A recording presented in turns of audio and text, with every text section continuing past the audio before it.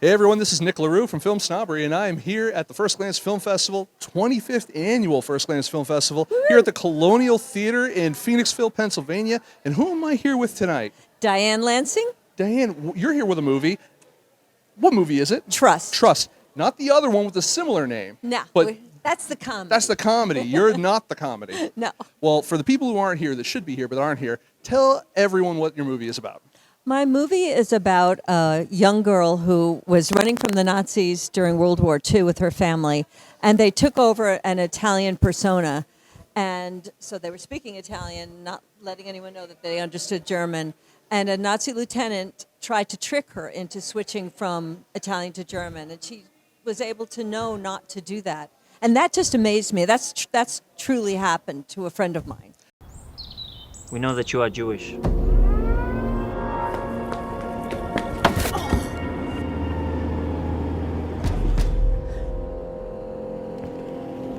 You can see that I'm your friend.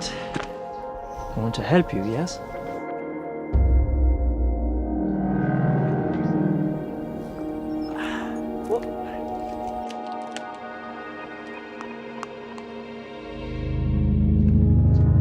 And you know that you can trust me.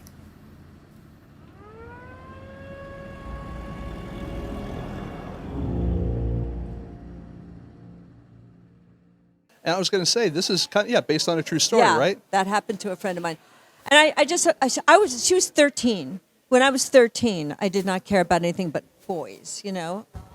Which definitely came across in the movie. No, no, your depictions were really lifelike, and I enjoyed it because I had a chance to see this movie, reviewed it a while, beforehand. Oh, good. So I really enjoyed two particular things about it. One, I really enjoyed the period set piece aspect of it. It was really well done. Secondly, your main actress was phenomenal.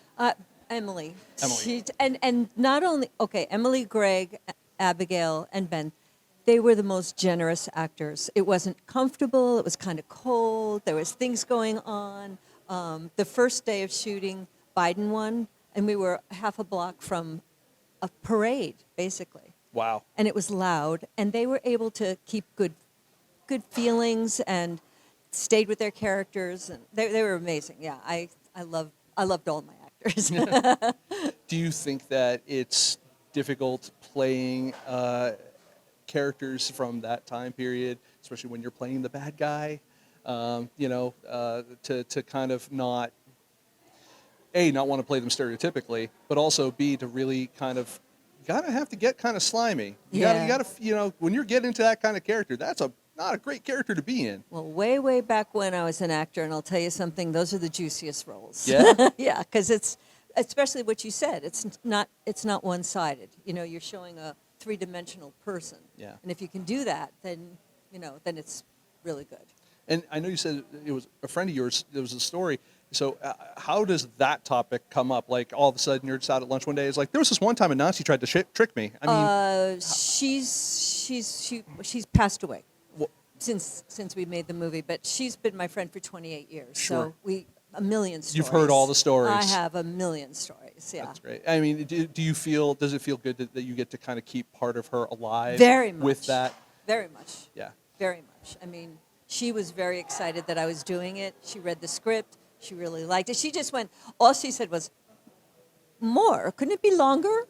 To be fair, I felt the same thing, and you don't get that a lot from a film critic. Usually I'm like, this needs to be trimmed a little bit. No, I really enjoyed it. I enjoyed there was that nice quiet walk down the path where you can see him trying to develop his relationship with her and to get her on his side, and something bad is going to come to it. You just don't know exactly how it's going to develop. And if this was almost any other movie, any other director, maybe any other story, this would not have ended well for our heroes. But as they say, this was. I enjoyed the fact that the ending of this story was she went on to live a full and happy life with her family, and they got out, and it was. Yeah. You don't get that story every time. The last line in my script is she won. Yeah. I wanted that, and Emily captured it perfectly. I thought, that, oh my God, I'm not dead.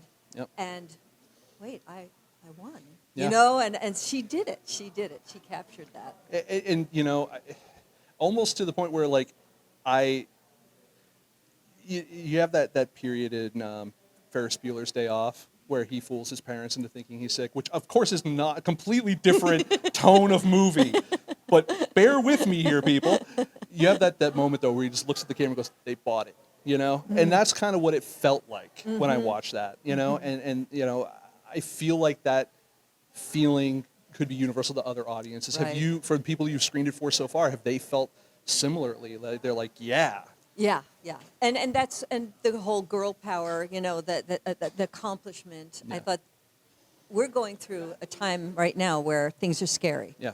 For kids, for adults, but especially for anybody of color or different nationality, different religion. Yeah. And it's scary that fear is cycling around again. So to have someone to show victory instead of defeat, I think is important. And I appreciated that there were no men there to protect them. They had to protect themselves, and they had a plan, and they had, you know, they knew what what was expected. Right. Like they're like, this could happen, and if that happens, what do you do? You know, and that was, it was nice, you know, to see that, not have to have a man to step in and go like, well, no, they're just the women. You talk to me or anything. There was none of that, and I like that. Yeah. You know, it was the a mom good, was strong. Her mom was actually strong. You know, yeah, she and it was a great portrayal too. Oh You yeah, know, Abigail too. I mean, Yeah, absolutely. So what is there plans to take something like this and to make it a broader film? everybody's been asking. I mean, I've had a lot of people go, "You have to," and Yeah. but that's not what this But was. This was a love for me to my friend. You know what I mean? I have feature scripts I do want to make. So I have things I'm headed towards, but Well, it's a not fantastic this calling one. card for it. I mean, you know, I mean, what you've shown here obviously is the ability to show love and emotion for the material and to get a really great performances out of characters. So, Yeah. I mean, Thank you. Can't ask for anything more than that. So I guess the next question, is going to be related to the film festival because we're going to get out of the movie now.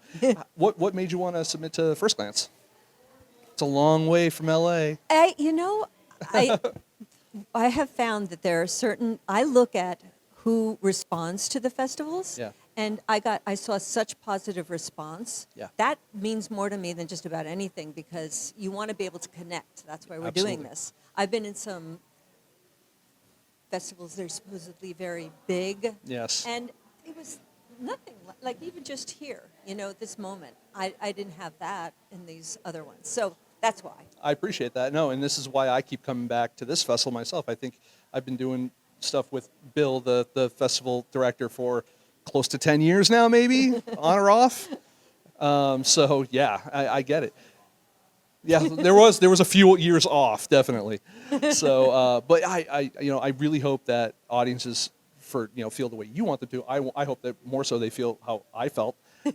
Because I'm a critic, and of course I'm selfish like that. So I hope that they enjoy it, and welcome to the First Glance Film Festival. Thank you so much. Thank you. Appreciate it.